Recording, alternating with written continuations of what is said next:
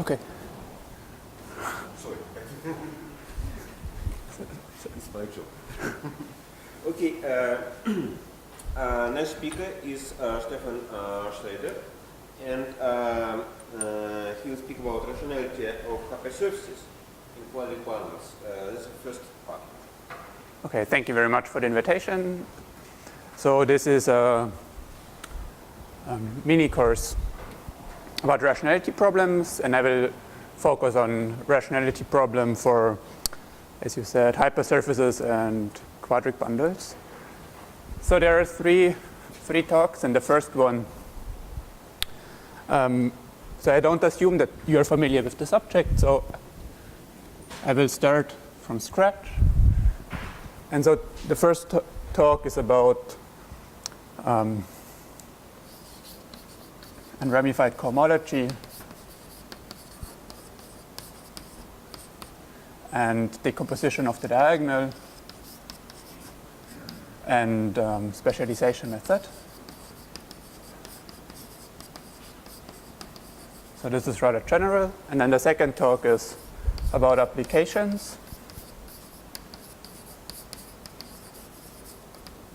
And the first application will be quadric bundles.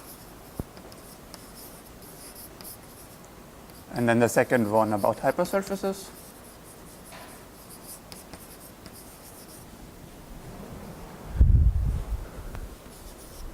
And the third talk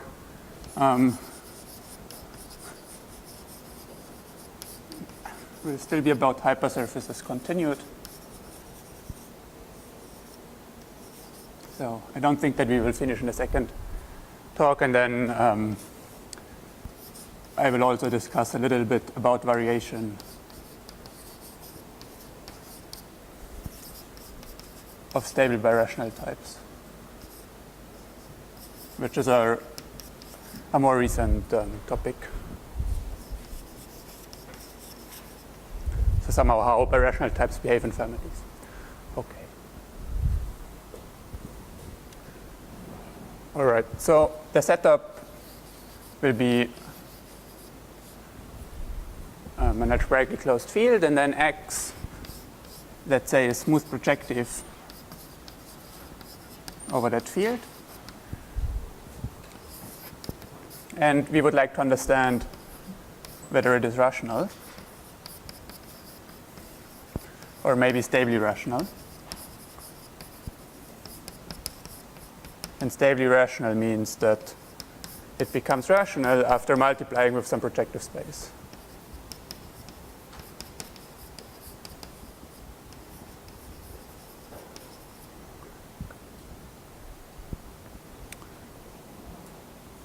Okay, in the examples, X could be a hypersurface.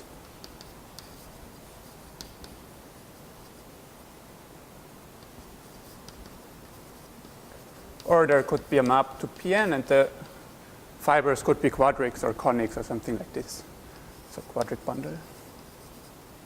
And of course, there are many other examples as well, where this question might be interesting.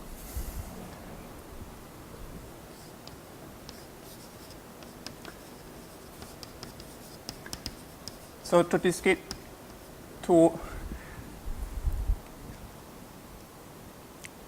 say that a variety is not rational, you want to use some birational invariants. So let's look at some examples. So of course, the simplest example would be differential forms. So if for p bigger or equal 1, this group does not vanish, the variety cannot be rational, it cannot be stably rational. Here X is smooth projective. Now the second example, if K is the complex numbers, then one could look at the torsion in H3, Petty cohomology. And this is also a birational invariant, and an easy way to see this is by a weak factorization. So we need to check that it doesn't change on the blow up. But if you blow up X, then the H3 changes by an H1. So there will be a direct sum consisting of the H1 of the locus where you blow up, but H1 has no torsion. Okay, this is a birational invariant. This was used by Artin and Mumford in the 70s.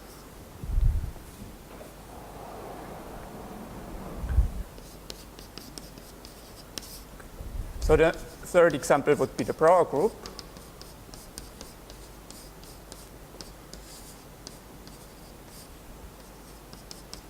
And by this I mean the cohomological Brouwer group.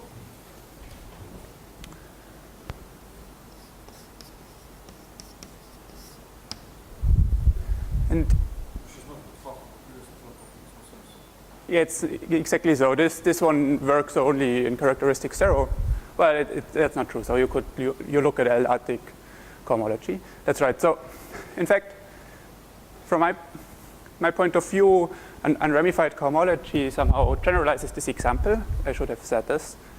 And it's from this description, it's unclear how to do that. So you could change the 3 by 1 or 2, but okay, 1 has no torsion and 2 is just the torsion in the H lower one. And now it's if the variety is rationally connected, there's no torsion. And then H4 will not be a birational invariant any longer, the torsion in H4. So it's not exactly clear how to generalize this one from this description. Now we can look at the Brouwer group, which is essentially the same thing as example 2, but from here it's clearer how to generalize. Okay, so facts. First one is that we have the following description that you could also use as a definition. This is the co-kernel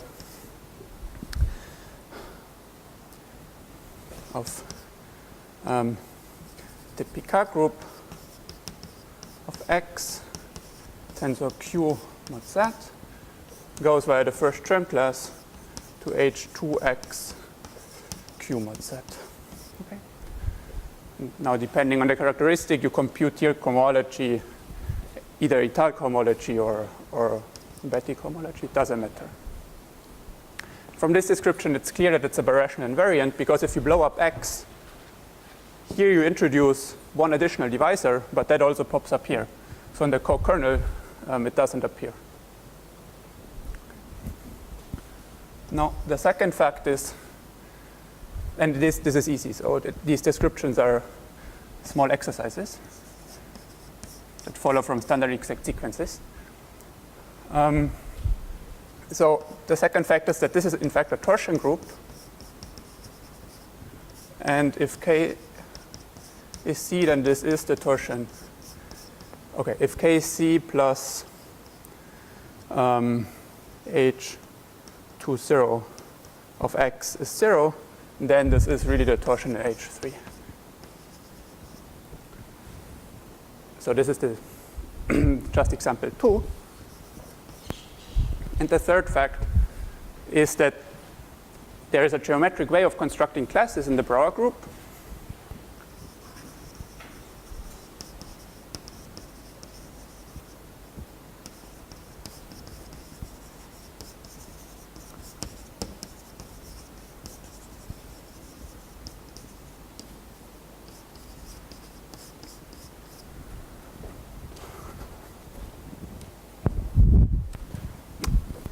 Okay, and this just uses that, looking at another short exact sequence, that étale locally trivial PN bundles. And over C, you could look at the analogon would be analytically locally trivial PN bundles over Zariski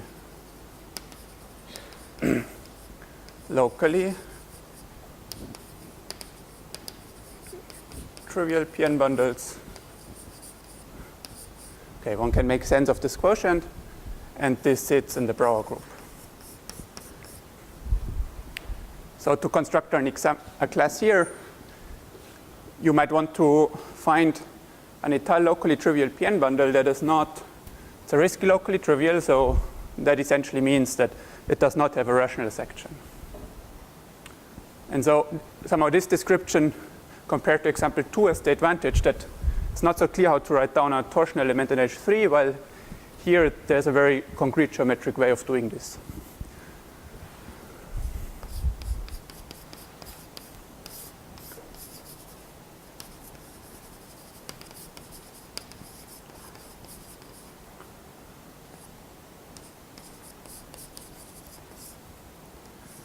Okay, so this was introduced. I'm sorry, so I want to explain the next example. That's unramified cohomology, and that was introduced by Colliot-Thelene and Ojanguren in the subject. And so they looked at this Artin Mumford example and tried to generalize it. So they tried to generalize this obstruction. So instead of concentrating on the torsion in H3, they concentrated on the Brouwer group. And now you can wonder how to construct such a locally trivial PN bundle. So a natural way to do this is that you first try to find, so suppose you want to find a entire locally trivial P1 bundle on X. First, you write down a smooth conic over the generic point, and then you try to check whether your smooth conic over the generic point can be extended over all of X to give a smooth P1 bundle. And if that conic has no point, that's not going to be Zariski locally trivial. And that gives rise, generalizing this, gives rise to unramified cohomology.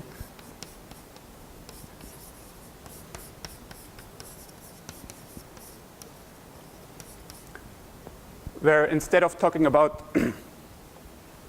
about a class in the Brouwer group, you just directly work with a class in cohomology. So of the generic point. Okay, so I need to define this. So one way of defining this cohomology of the function field or the generic point would be the limit over all Zariski open non-empty subsets of the cohomology of U. Okay, and here, so K is algebraically closed, so it contains all else roots of unity, so I don't have to write mu L here and there, so I just can write set model. And this is the same thing as the ith cohomology, cohomology of this point.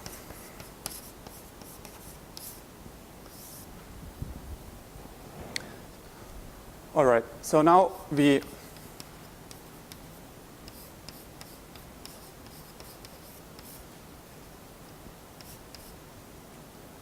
by analogy, we define unramified cohomology in higher degree by starting with a class in the generic point and asking that our class locally always extends as an honest class. So this would be the analogon of saying that you have a conic on the generic point and you want that the conic extends as a smooth conic over every point of your variety. So we start with a class in the generic point.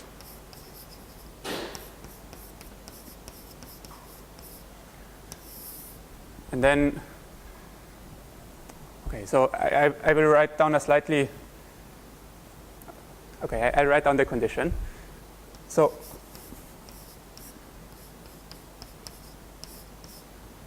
instead of asking that our class extends only over X, I want that it actually extends over every birational model. This has some advantages.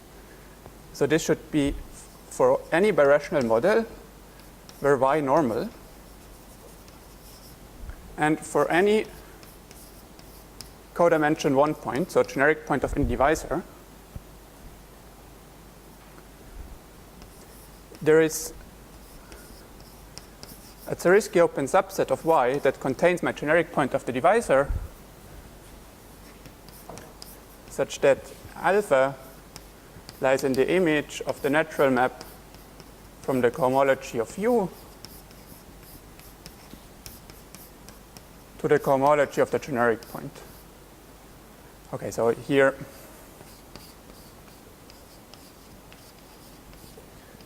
note that this is the same thing as Ky.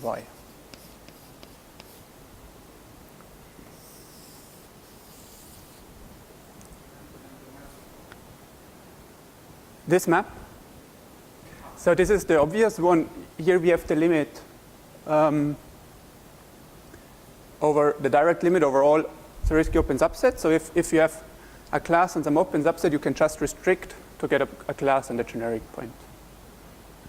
So it amounts to even as one valuation, right? Which if you look at all valuations, does it change something?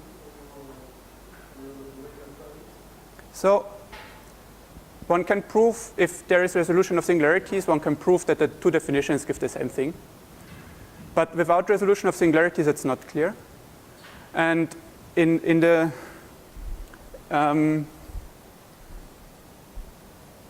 well, I prefer, I haven't thought through this, but I prefer to use that my valuations come from devices on actually varieties. But yeah. Okay, so I wrote it down like this. So instead of working with X directly, I look at all birational models and all divisors on that birational model. And then I want that my class somehow extends over the generic point of that divisor. So since I only work with codimension 1 points, it's plausible that you should allow all birational models. And on the other hand, from this definition, it's clear that this works also if X is singular. So in fact, let's put it differently. So a better notation for this group would be that it's in fact a group that only depends on the field extension. Okay. And this makes sense for X singular and even for non-compact. And it's just, so this is a, so this depends only on the function field of X over K. Right? Because here I go over all birational models that are normal.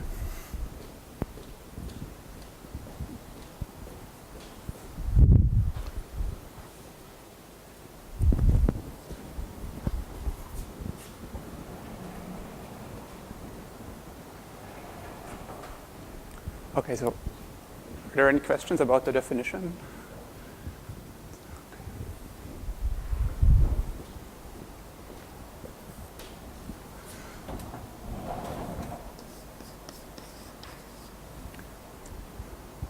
So I kind of like this definition because it gives a geometric, I think geometrically it's clear what unramified cohomology should be. But then for computations, one needs a different definition. So how to check this?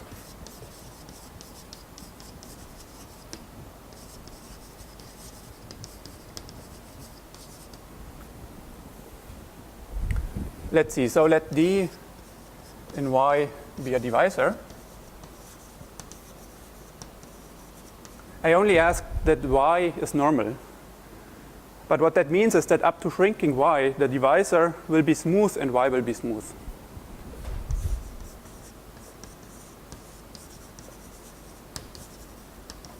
So up to shrinking, by this I mean that I do not lose the generic point of D, and I can still assume that D and Y are smooth or regular.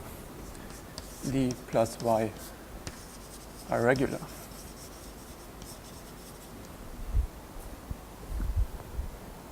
All right, and then there is the long exact sequence of the pair Y, comma U, where U is the complement of D.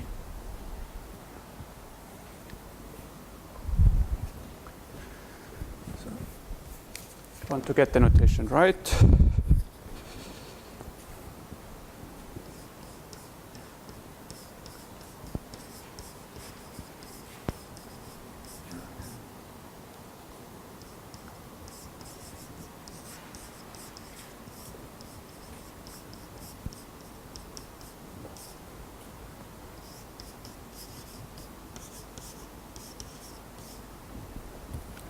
So part of this long exact sequence looks like this. So you restrict a class from Y to U, and then this goes to this relative cohomology. Now, that's how you would write this down in characteristic 0, but then for Étale cohomology, you would say that this is the cohomology, the Étale cohomology of Y with values in Z mod L, with support on D. So this is the derived functor of taking global sections with support at D. In any case, since D plus Y regular, this will be isomorphic to hi minus 1 d z mod L. And so this map is really a map from hi of u to hi minus 1 of d. And this I call the differential. And being in the kernel here means exactly that my class extends, which is the condition in the definition.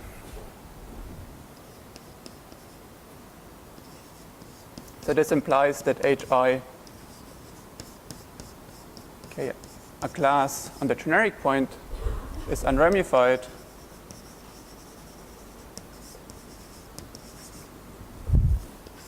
if and only if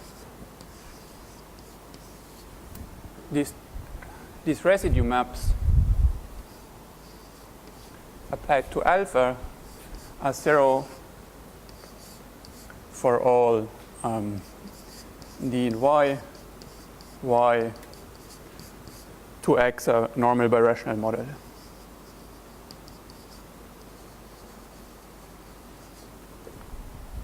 Okay, so I'm a little bit sloppy here, but you just go to the limit to get this map from the limit of these cohomologies of U's to the limit of open subsets of D to really get this del D is a map from the cohomology of the function field of X to the cohomology of the function field of D of 1 degree less, just by taking the limit. Okay.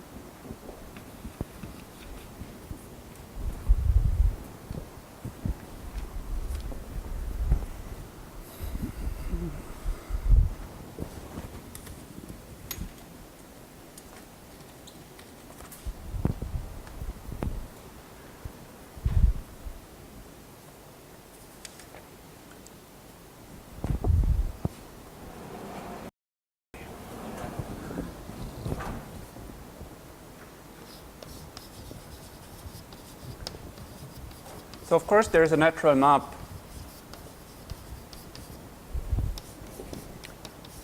from the cohomology of X to unramified cohomology.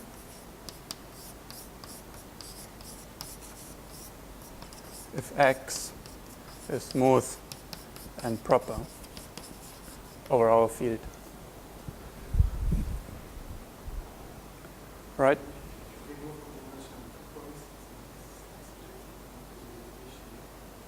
I'm sorry, what do you mean with surjective?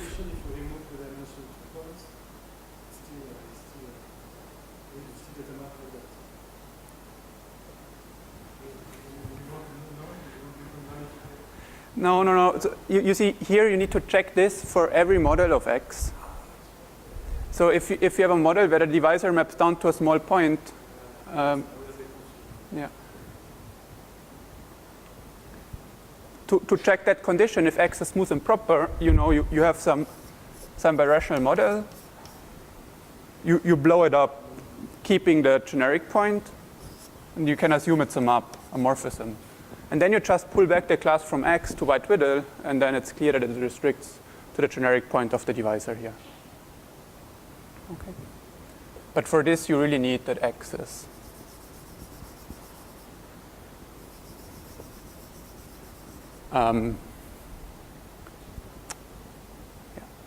smooth and proper. Okay. Well, actually, I think looking at this, I feel that smoothness is not required. Pullback in cohomology is always well defined, so that's okay. But you need compactness. Anyway, so the point is that this is an isomorphism. Let's keep it. If I is 1. So the first unramified cohomology is just the first cohomology of a smooth projective model. And it yields an isomorphism H2 unramified X z mod L with the Brouwer group, the L torsion in the Brouwer group for I equals 2. So you see the Brouwer group, you can think about it as the L torsion in the Brouwer group, you can think about as a quotient of the second cohomology with Z model coefficients. And here the kernel, of course, will contain all the classes that are first Chern classes of line bundles, because that Chern class will be supported on a divisor. Now, if you take away the divisor and you shrink, you go to the generic point, that class disappears. So it's clear that this map factors through the Brouwer group. Well, and then one can actually check that this yields an isomorphism.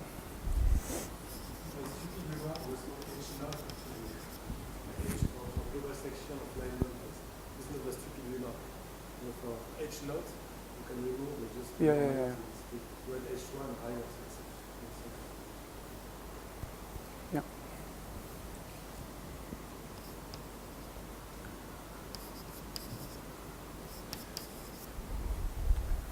Okay, so for I equals 1, it's an isomorphism. For I equals 2, the map is still surjective, but starting with I equals 3, the map is in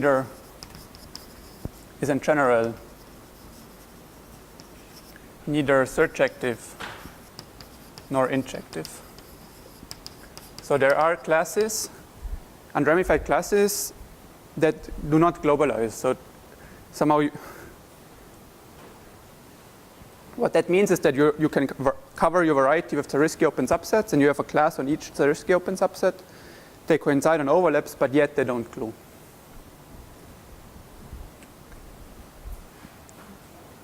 Essentially because coinciding on the overlap only means that they don't coincide on the overlap on the nose, but only after shrinking further, and that's why you cannot glue them to a global class.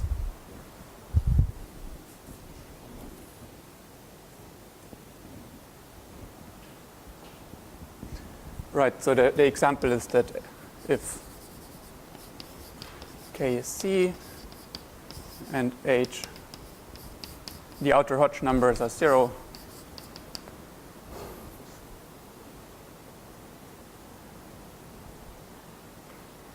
well, okay, so I'm actually not entirely sure. So let's say that X should be rationally connected.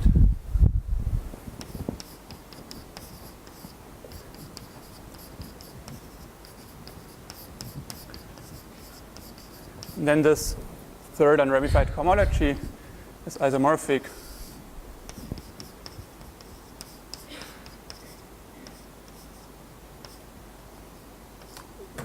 to, I'm sorry.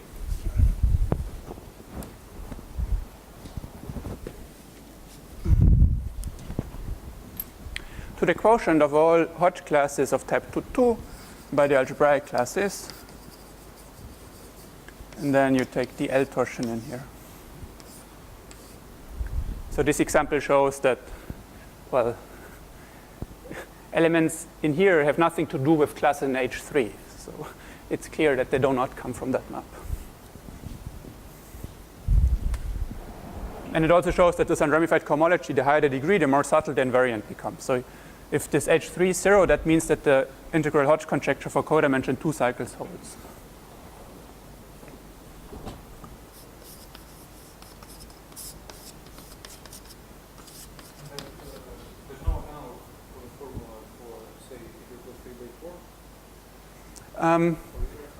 There is something, but it becomes more complicated.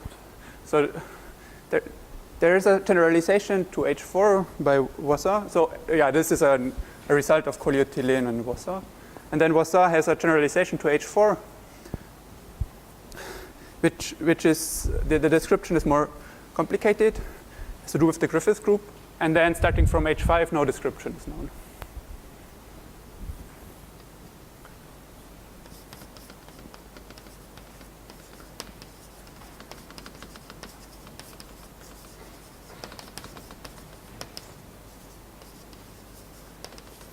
Okay, so from the definition, it's clear that it's a birational invariant, but in fact, it's a stable birational invariant.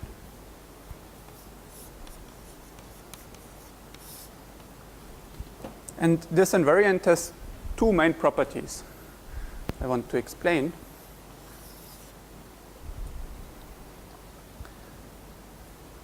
So the first one, if P in X is a smooth scheme point, then there is a restriction to that point, which will be a class. Okay, so alpha is an unramified class on X.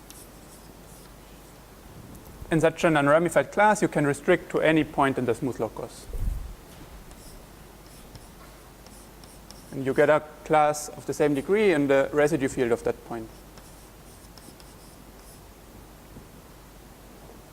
So if P is of codimension 1, then this just follows from the definition. So the definition says that our class has to extend over the generic point of any divisor. So it needs to come from actual cohomology class on U, and then you can just restrict that class to P. And by blowing up this point, you can make it to a device, to the generic point of a divisor on some model, play around, and you essentially get this.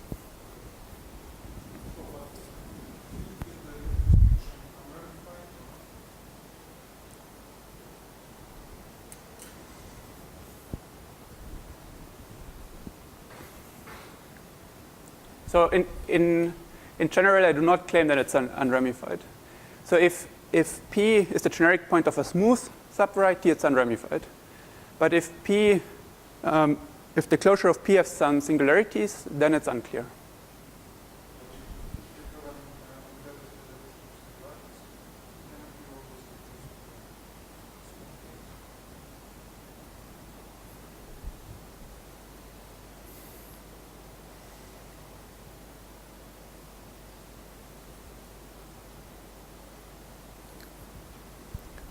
I guess in characteristic 0, that sounds like an argument. So you might probably be right. Let me put the second condition, which explains better. So here I only want to claim that it's unramified, and under certain it's a class and it's a cohomology class in the generic point. I don't want to claim it's unramified. And in the second fact, I explain when it will be unramified. And then combining the two, you will see that sometimes this is unramified. So if X and Y are smooth and projective, and gamma, okay, sorry, I need to check the indices.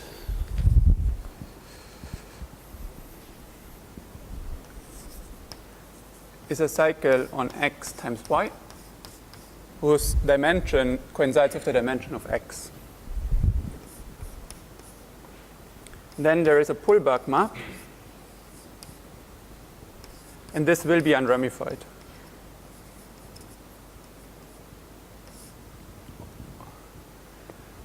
Okay, so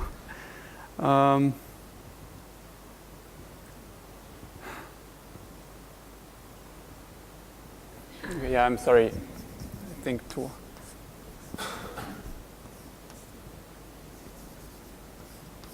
Since I fixed alpha on X, I should write it like this, otherwise.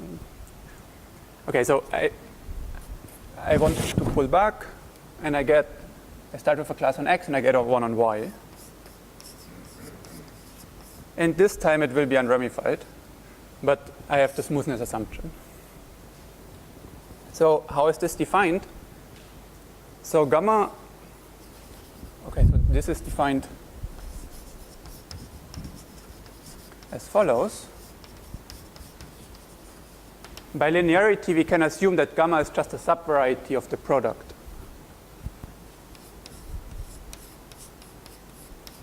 So it has two projections, P and Q. Okay. And then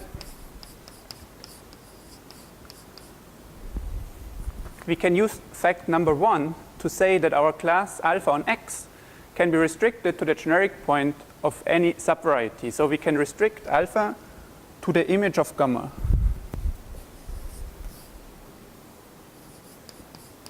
Or to the generic point. So this is a subvariety, and I want to restrict it to the generic point. And then we can pull this back and then push it down.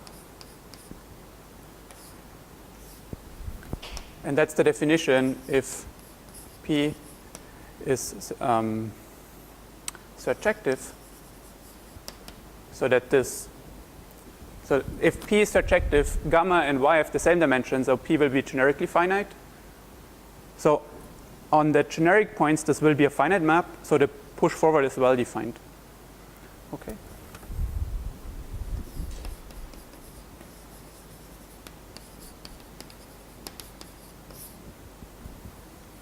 And it is 0 otherwise.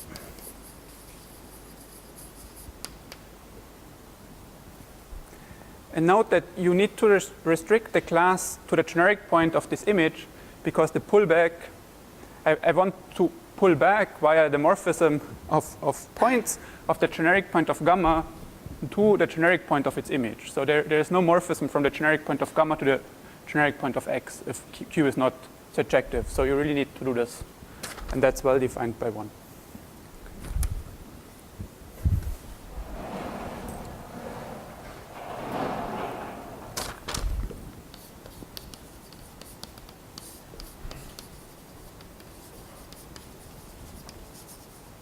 Okay, I'm slow only on the class on gamma and the Chow group.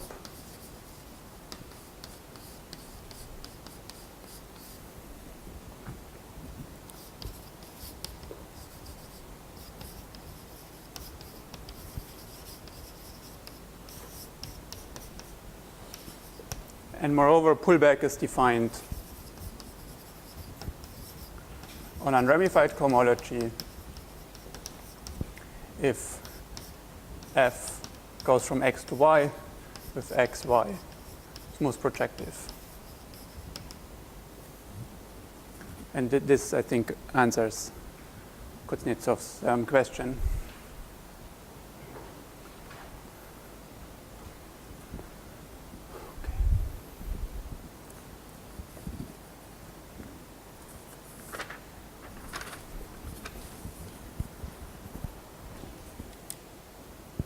Okay, so that's essentially all I want to say about unramified cohomology. So now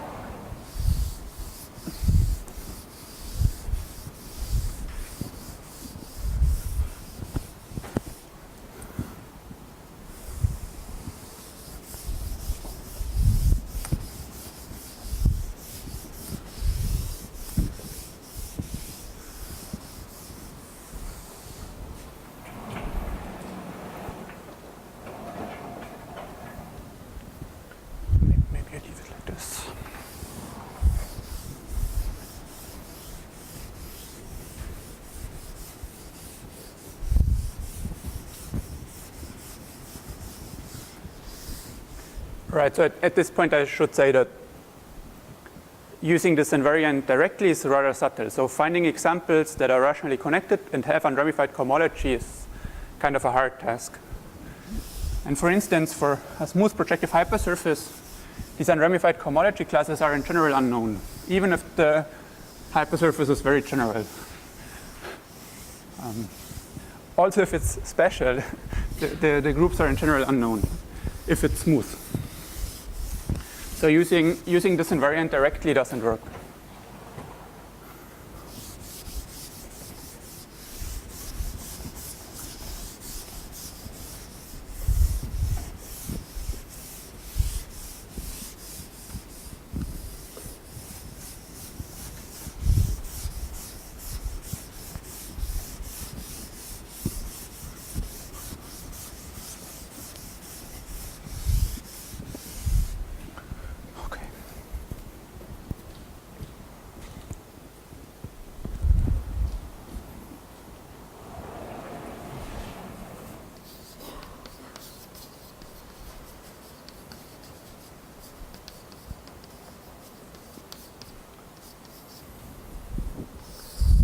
All right, so using it directly doesn't work, and instead we use a method that goes back to Claire Voisins, who used decompositions of the diagonal and pairing this with unramified cohomology. So what's a decomposition of the diagonal?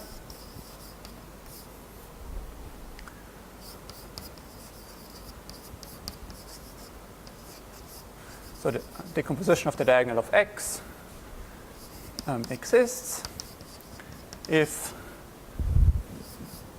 you can write the class of the diagonal in the Chow group of X times X in a certain way. So it decomposes into two pieces. And the first piece, okay, let me again check my conventions. Yes. The first piece is just a constant section, and the second piece has the following property. So where B, or to be precise, where the support of B does not dominate the first factor,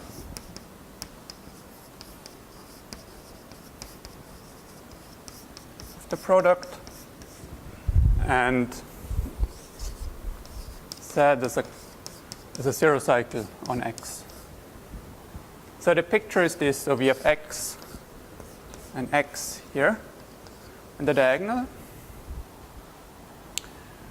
And this guy is a constant section.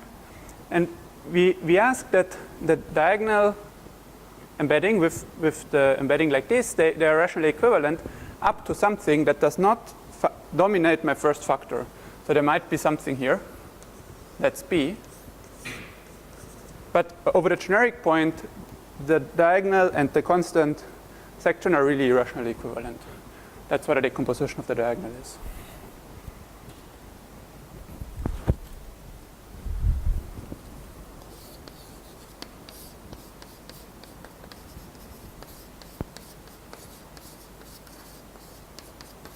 Okay, and such a decomposition implies that there's no unramified cohomology. And here X is smooth and projective. So why is this? Well, because our cycles, they act on unramified cohomology, as I recalled. Now, let's compute this on both sides.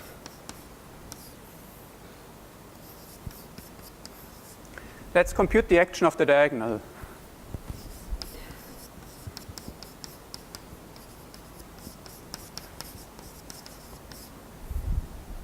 Well, there is the diagonal, and then there are the two projections, P and Q.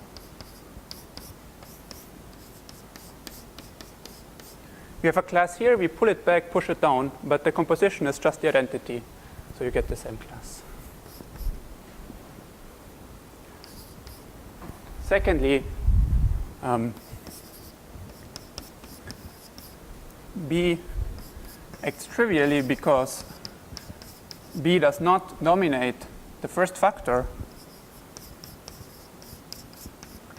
And then by convention of the action, such cycles act trivially because the push down will not be defined, and then we just defined it to be zero if our cycle does not dominate the first factor.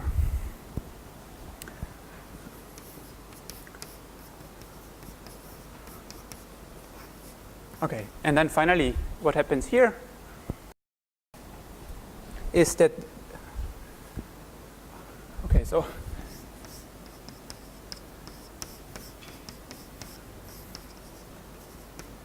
the projection, the second projection maps down to a point, and here it's an isomorphism, but what you need to do is you have this class on X, you restrict it to the point and then pull it back.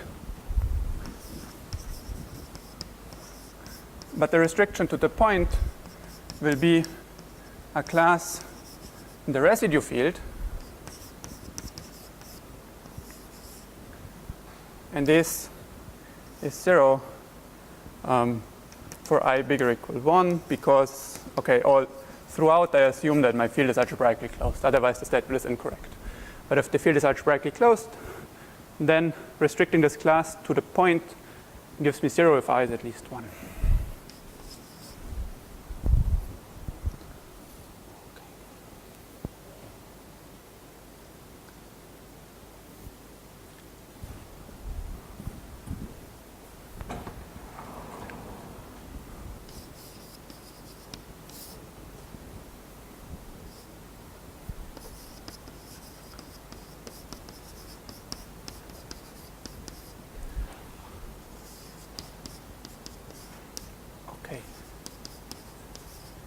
So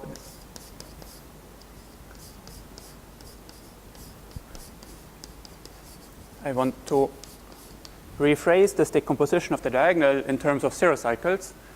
And what I write here, so this is the induced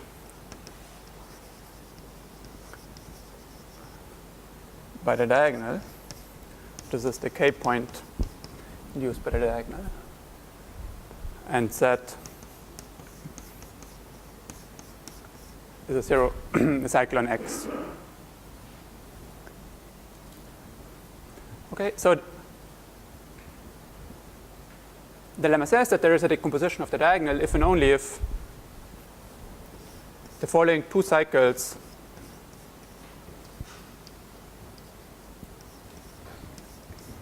on X times, or the base change of X to the function field, which is the generic fiber of this morphism,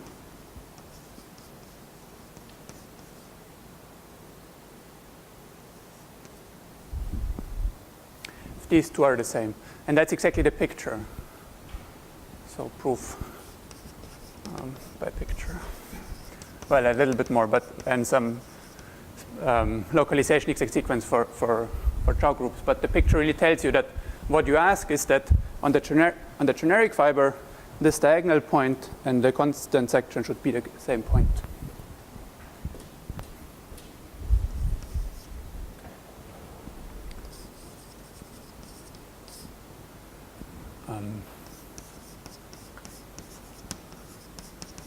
The second lemma is that if X is stably rational, then there is a decomposition of the diagonal.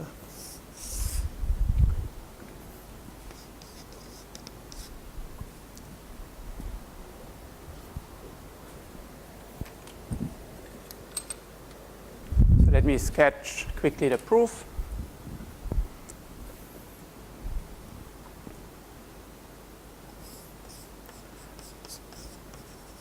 So after multiplying with PM, this will be birational to some projective space.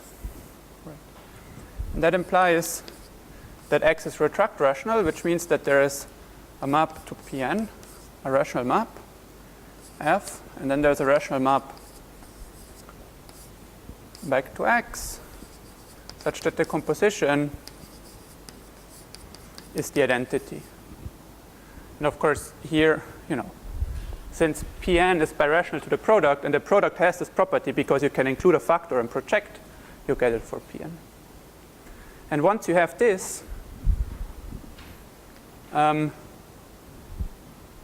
proof goes like this. So you can push forward via rational map. You can push forward zero cycles via rational maps. So we push forward the diagonal of X. But since the composition is the identity, this gives the diagonal of X. On the other hand,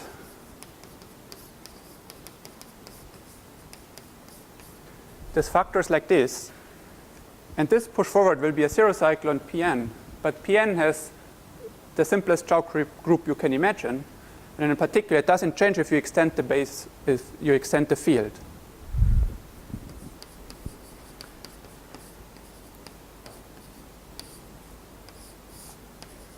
So there will be a zero cycle on Pn such that the base change to K is rationally equivalent to this image. And now if you apply G, what you get is you get a zero cycle on X whose base change to K is this thing. Now if you compare both sides and use lemma 1, you're done. Okay, so yeah. And in fact, this proof works even if X is singular. Okay.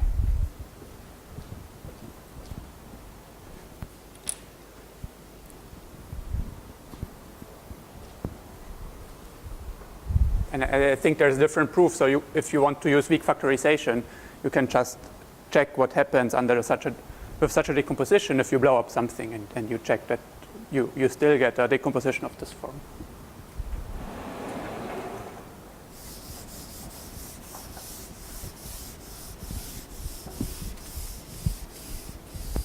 And to define these push forwards over there, what you do is you use the graph. So you first pull back to the graph and then you push forward. And yeah, this works in that generality.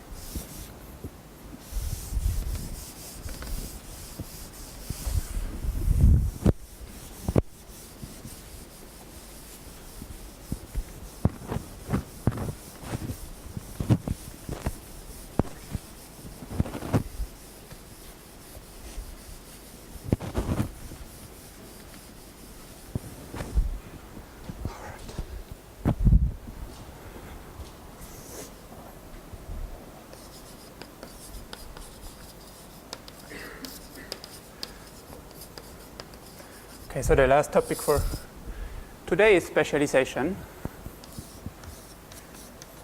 So the setup is that we have some family which is flat and proper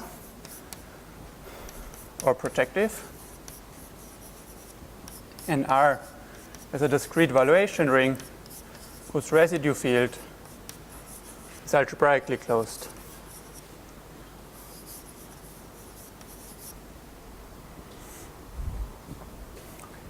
So R could be the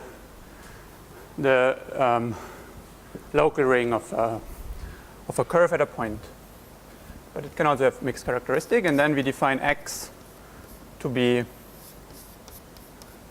the geometric generic fiber. So we base change to the algebraic closure of the fraction field, and Y I want to denote by Y the special fiber.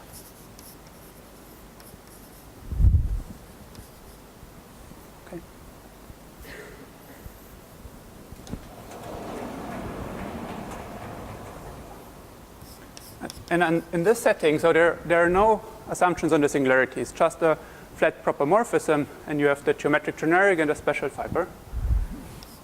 And then Fulton proves that there is a specialization map from the Chow group of X to the Chow group of Y. And this is given by taking closures of cycles.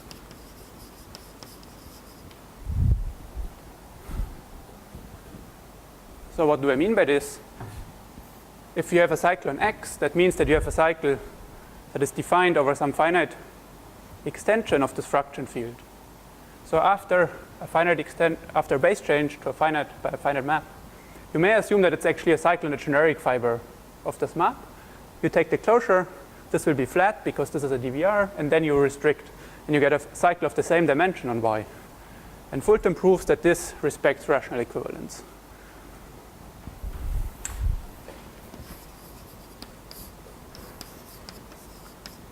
And that means that if there is a decomposition of X, of the diagonal of X, then there is a decomposition of the diagonal of Y. So this property behaves well under specialization, because if you have this identity, this one, on X, you just take the closure and you will get the same identity on the special fiber, because the diagonal specializes to the diagonal of Y. This specializes to a constant section, and B will specialize to something that does not dominate the first factor. Okay. So this corollary is clear.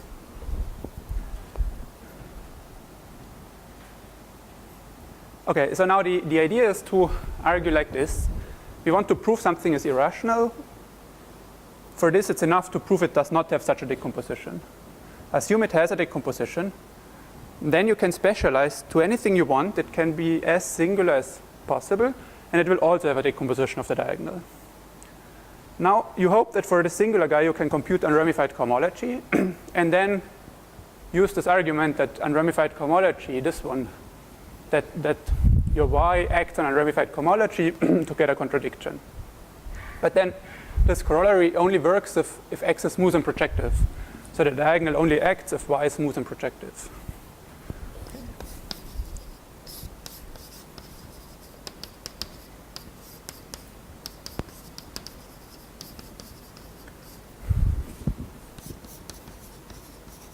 And this observation gives rise to the following theorem.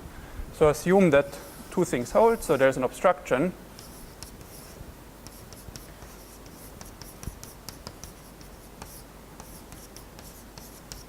Class. And for some I bigger or equal to 1, and there's an assumption that Chow group. So there's a resolution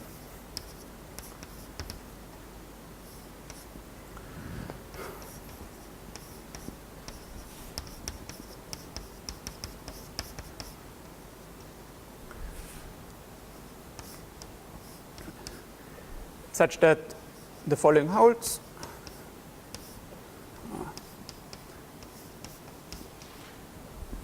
So there's a resolution of y such that the Chow group of zero cycles doesn't change if you extend the base field to the function field of y.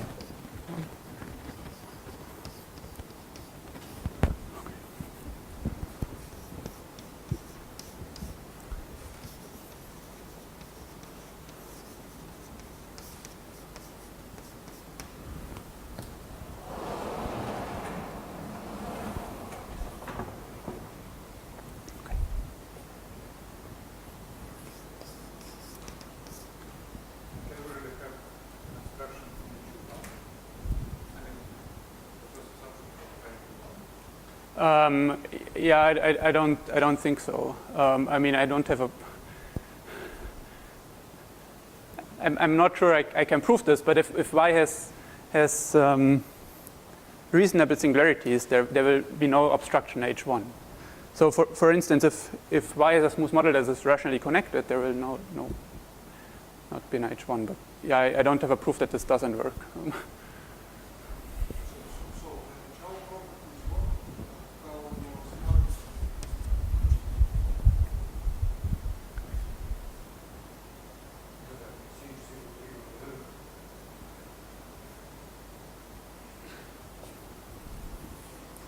Yeah, I apologize to the experts, but I wanted to make this self-contained. So, all right. So the proof is now very, very simple. So assume there is a decomposition of the diagonal of x, then there is a decomposition of the diagonal of y just by Fulton.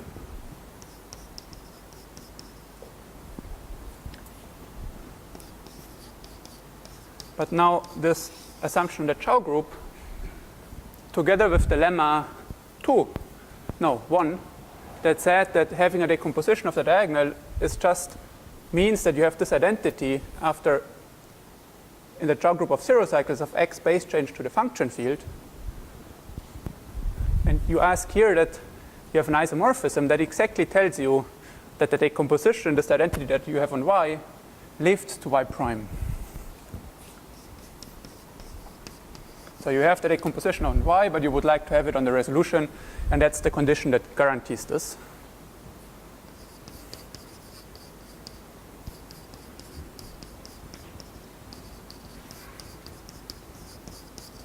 Okay, but then the unramified cohomology is trivial by this corollary, because now y prime is smooth and projective or proper. And that contradicts the obstruction, which proves the theorem.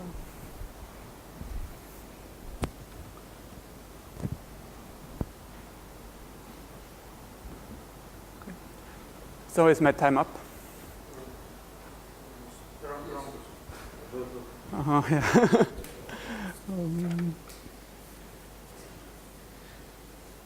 So may I use 5 minutes or, yeah.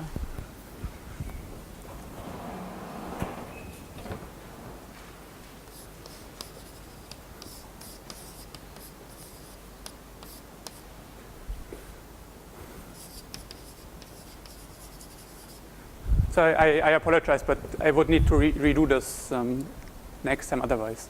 So maybe I can finish 5 minutes early at some point. Okay, so I want to prove a variant of that theorem. And the reason is that this condition is hard to check. So having this CH0 universal trivial resolution, so such a resolution that has this property is hard to check because it's hard to compute Chow group of 0 cycles. So here is a variant of this. I again have the same assumption.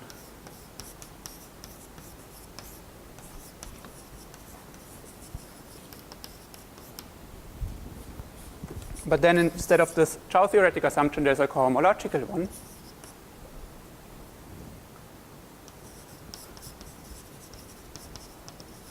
That is that there is an alteration. Okay, so that means that y prime is smooth projective and tau is generically finite. L does not divide the degree of tau. So this could be just a resolution in characteristic 0. So you can stick with this.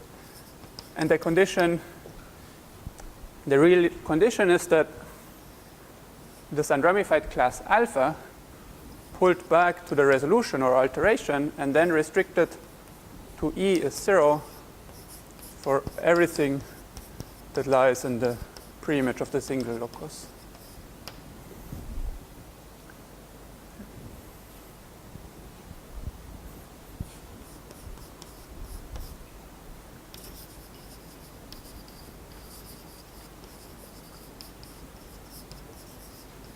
And then the conclusion is exactly the same as on this side.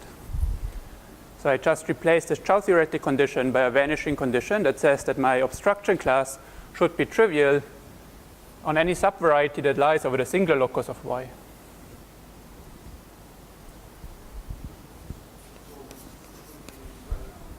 Sorry? No.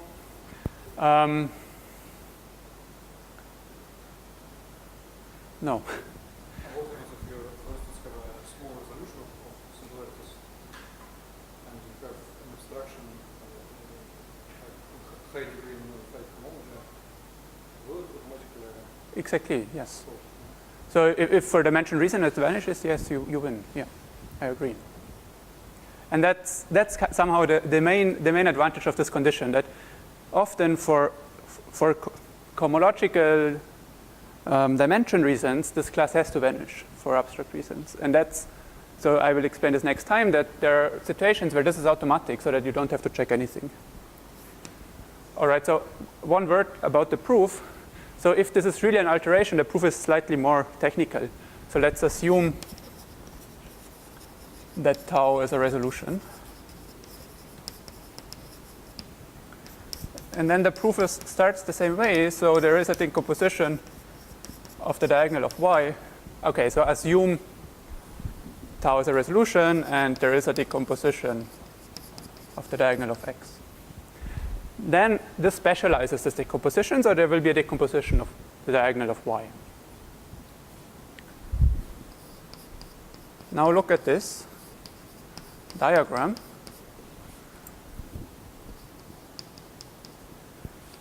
And here they sit inside of y times y, there is the smooth locus. And we can look at the preimage of the smooth locus.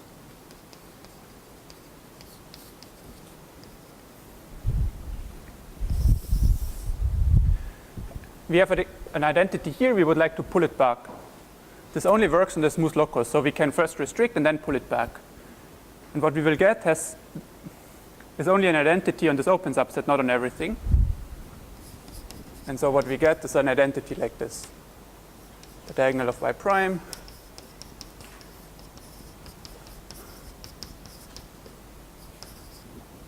Now decomposes into 3 pieces. B does not dominate the first factor, and C, well, the support of C sits in the exceptional locus of tau, no, in tau inverse y singular times y prime.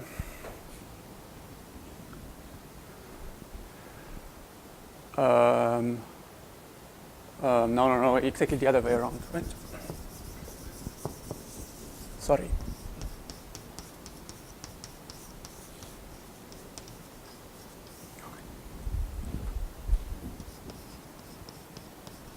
Okay, now again we act with the diagonal. The diagonal gives alpha back. We already know that these 2 terms will act trivially. We only have to check that this error term also acts trivially. But this pulling back via this cycle, you first restrict to something that lies over the singular locus. And so it vanishes by assumption V. Okay, and yeah, these pieces act trivially as before.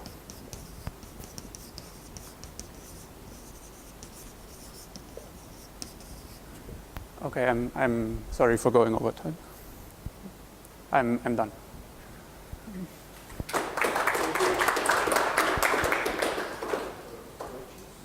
Yes.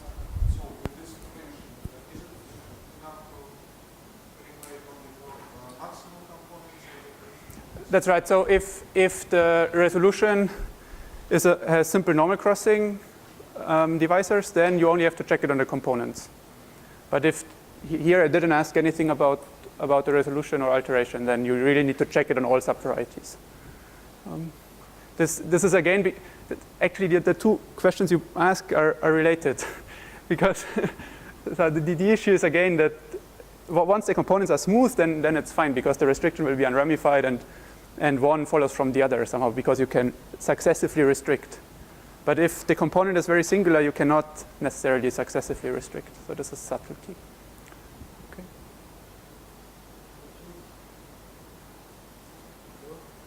Thank you. Okay, thanks.